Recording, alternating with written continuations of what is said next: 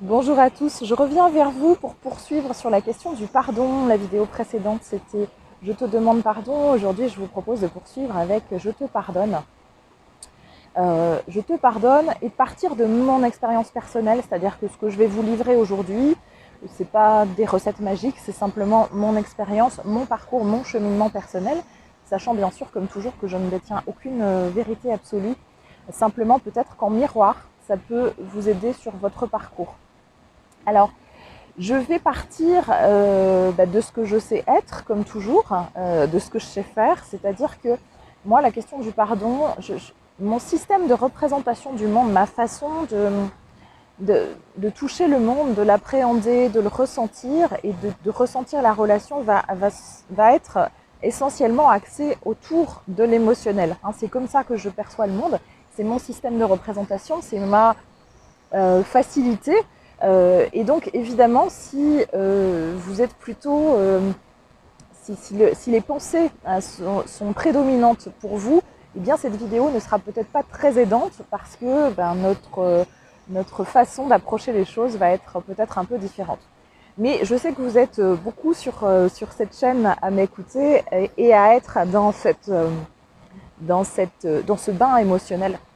Et donc, c'est pour ça que je me dis que peut-être mon expérience personnelle peut peut-être vous aiguiller, vous aider, vous permettre de réfléchir sur vous-même. Alors, je te pardonne. Pour moi, ça n'a pas été un long fleuve tranquille, comme pour vous, j'imagine. Et c'est encore un processus en cours à certains égards aujourd'hui. Et c'est ça aussi que j'aimerais vous dire, c'est que c'est vraiment un chemin et que ça me semble important dans ce chemin de cesser d'être dans le jugement vis-à-vis de vous-même de je croyais avoir réussi et puis j'ai pas réussi. Parce que c'est vraiment un processus et vous avancez à chaque étape. Alors, la première question c'est peut-être pas la première que je me suis posée, mais en tout cas une question qui me semble importante, c'est dans le je te pardonne, est-ce qu'il y a la nécessité que l'autre vous demande pardon ?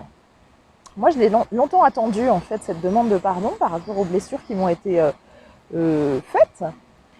Et finalement, là où j'en suis, c'est que j'ai vraiment cette conviction et cette certitude que c'est absolument pas nécessaire. Bien sûr que ça peut être aidant, que l'autre reconnaisse sa part de responsabilité dans une situation, mais si vous attendez la demande de pardon qui n'arrive jamais, eh bien vous pouvez rester vous dans cette rancœur et dans cette colère très longtemps. Et finalement, le système de paix qui est touché, c'est pas celui de l'autre, c'est le vôtre.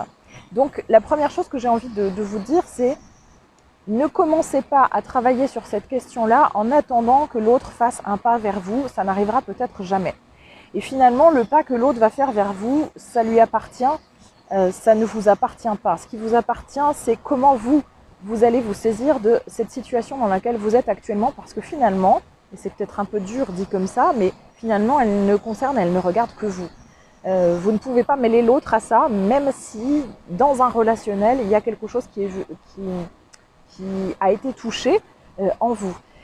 Occupez-vous de vous-même, j'ai envie de vous dire. Hein. Si vous êtes toujours en miroir en train de regarder ce que l'autre fait, ce que l'autre ne fait pas, comment il va se positionner ou pas se positionner, et si vous êtes dans cette situation d'attente, eh bien, vous allez rester bloqué vous-même, figé vous-même dans cette énergie de pardon bloqué qui ne sera pas aidante pour vous.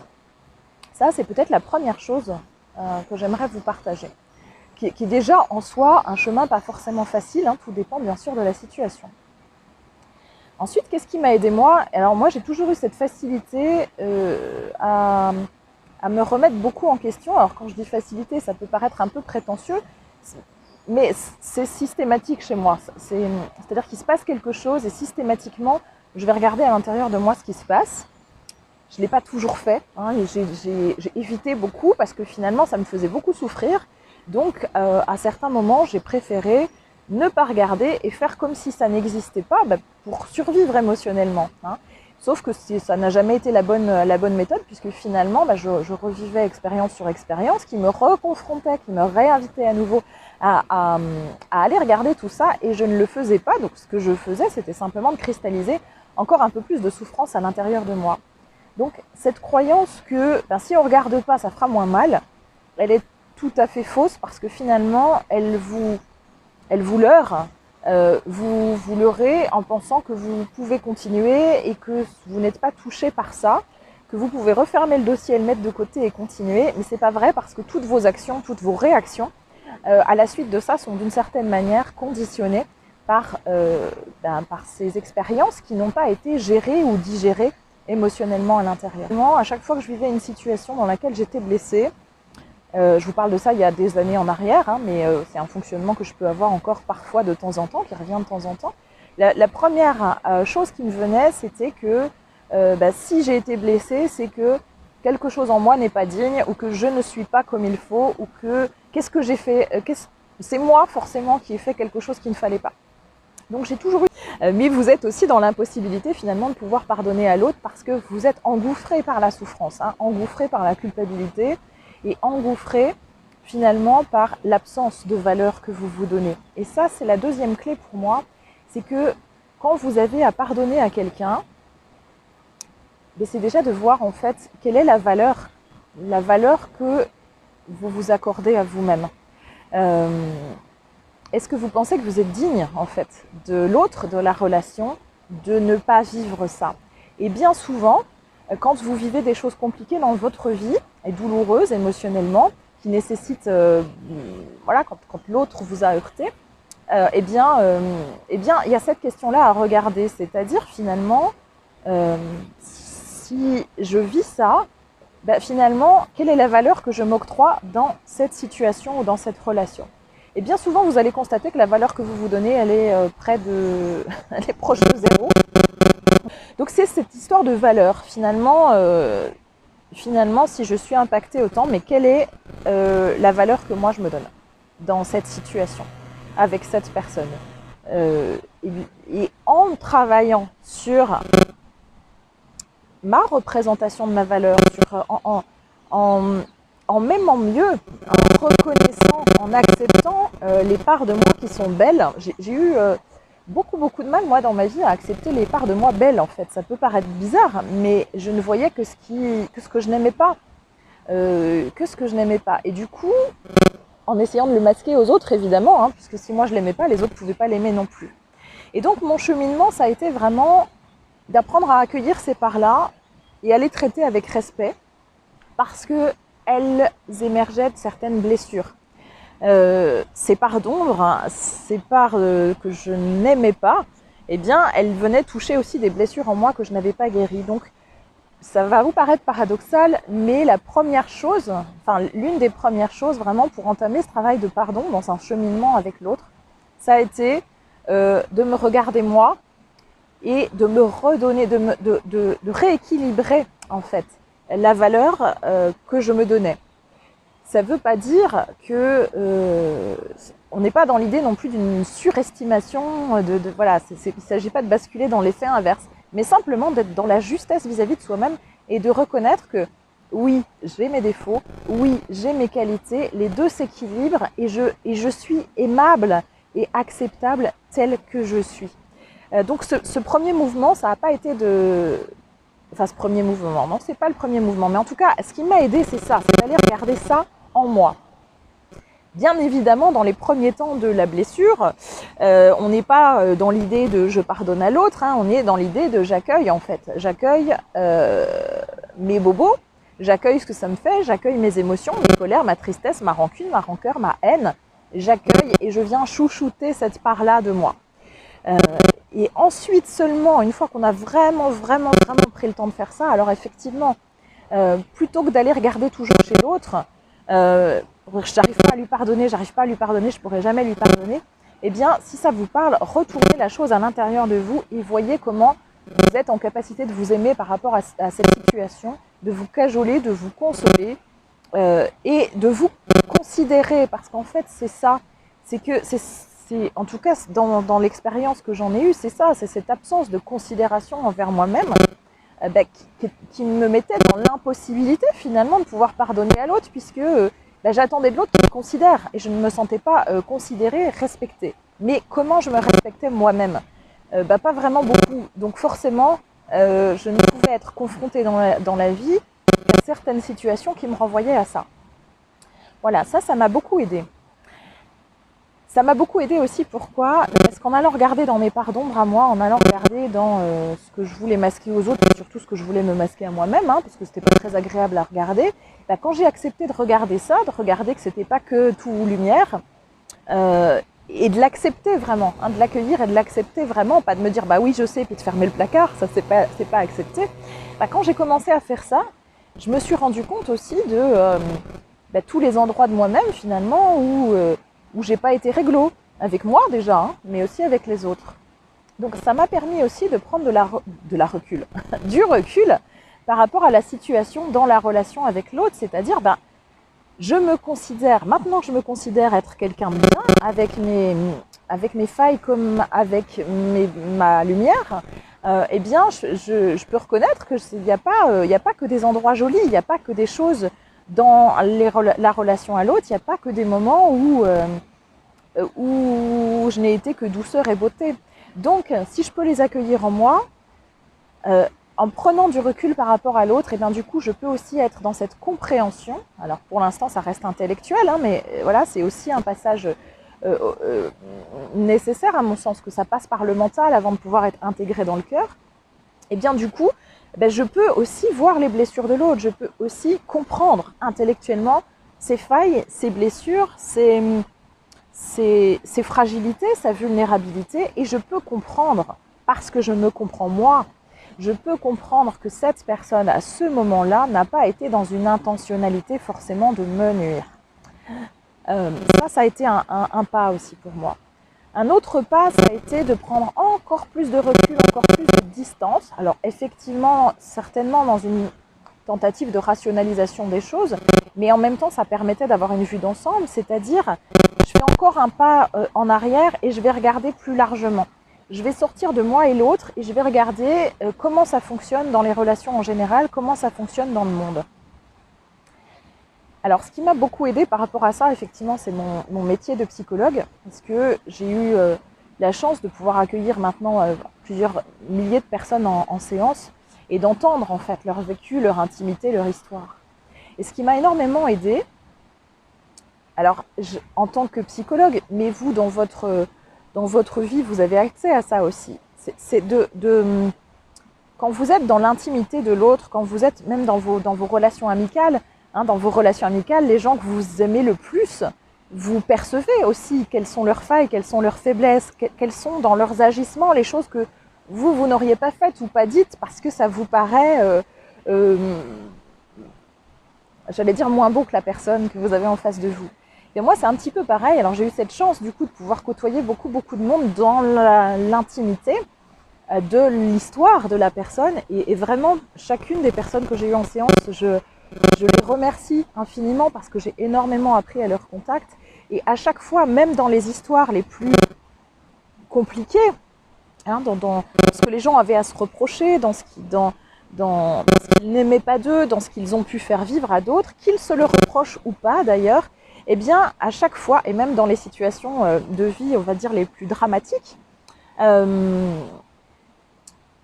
bien, il y a deux choses. Ça a été à la fois de voir à chaque fois, ok, il y a ce truc-là, mais moi, ce que je ressens de la personne, je ressens sa beauté d'âme, je ressens son humanité. Parfois, quand il y avait des situations qui pouvaient paraître être inhumaines, vous savez, comme ces situations, par exemple, qui peuvent être médiatisées où effectivement la personne a commis des choses qui sont punissables par la loi, hein, donc, et qu'on peut trouver en regardant les informations absolument abominables, et bien quand vous avez cette personne en face de vous en soins ou en séance, elle ne se résume pas qu'à ça.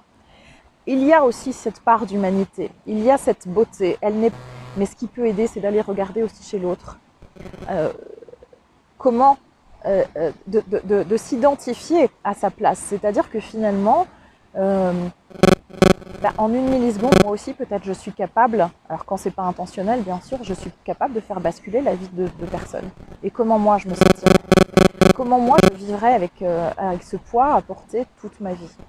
Alors bien sûr, ça n'excuse pas, mais ça permet de nous rejoindre dans cette forme d'humanité et de sortir du jugement. Parce qu'en fait, c'est ça, quand on n'arrive pas à pardonner, c'est parce que persiste en nous ce jugement. moi je l'aurais pas fait, moi je l'aurais pas dit, moi j'aurais fait autrement.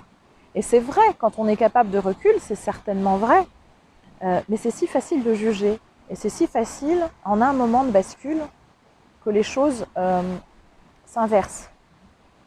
C'est si facile sur un moment d'inconscience ou d'ignorance, et là je reviens en fait sur des situations de vie plus courantes, de perdre sa faculté à regarder les conséquences, à se laisser porter par une situation sans regarder, sans observer les conséquences qu'un petit instant de vie peut avoir sur tout un tas d'autres vies.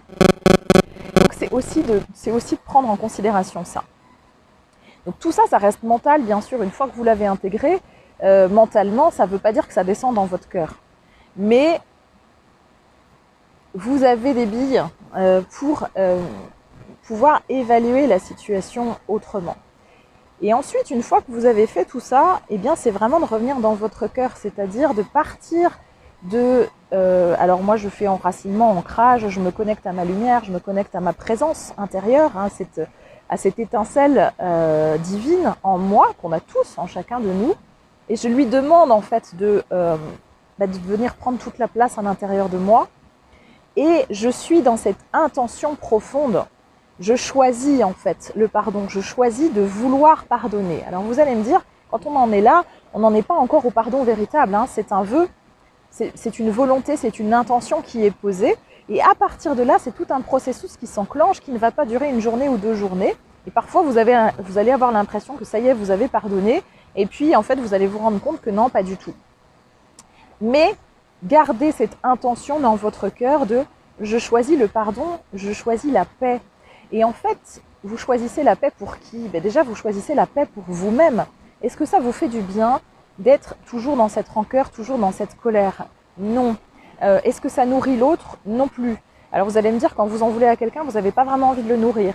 Mais il y a cette croyance aussi, vous savez, d'un truc qui s'accroche, qui s'agrippe, qui est que faut quand même bien qu'il comprenne que ça m'a fait mal. Donc tant que je continue à lui en vouloir, et du coup, d'une certaine manière, il s'en tirera pas comme ça, quoi. Sauf qu'en fait, c'est vous que vous enchaînez, c'est vous que vous aliénez. Donc il y a vraiment cet espace-là à retrouver en vous ok, je lâche prise. Il y a aussi cette idée d'acceptation. Je peux te pardonner parce que j'accepte. J'accepte. Alors attention, accepter, ça ne veut pas dire se résigner.